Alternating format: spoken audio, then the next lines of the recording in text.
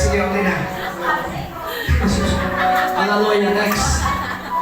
Next. Tapusin na natin. Sabi ni Masukramayit na. Jubilin na ito Masukramayit. Rejoice in the Lord. Always. Again, I say, rejoice. Magala ka. Palakpakan natin si Lord. Hallelujah. Let everyone say, your gentleness, the Lord is near. Next.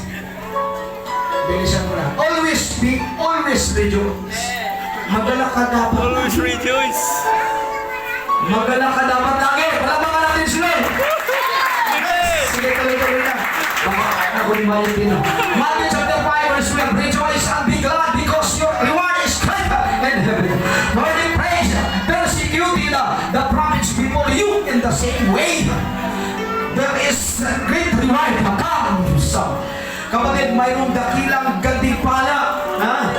Yung gantimpala na hindi maluluma. Yung gantimpala na hindi paagaw. Yung gantimpala, kapatid, hindi mananakaw. Yung gantimpala, kapatid, na Diyos ang mag-reward sa'yo. Mayroong nag-antay sa'yo. Kung ikaw ay nag-taste na kay pagbaka, kapatid, nag-ipaglaban, alang-alang sa kamulihan, alang-alang sa kalooban ng ating Panginoon. Kapatid, may reward at gantimpala na nag-antay sa'yo.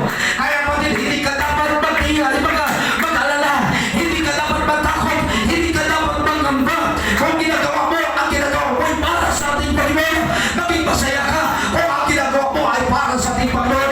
Dahil nakikita ka ng ating Panginoon sa gitna ng kahirapan, sa gitna ng problema. Masaya ka pa rin nagpapuli sa ating Panginoon. Ipinapakita mo, taos puso ka naglingkod sa ating Panginoon. There is great reward. Hallelujah. Hallelujah. Next.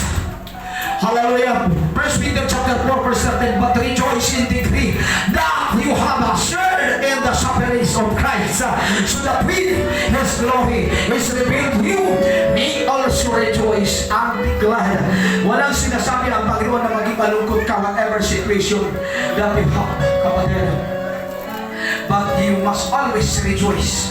Kapatid, to be rejoice always, you must have a heart.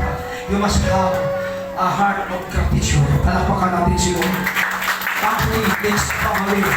Sa enjoy. Sabi niya, enjoy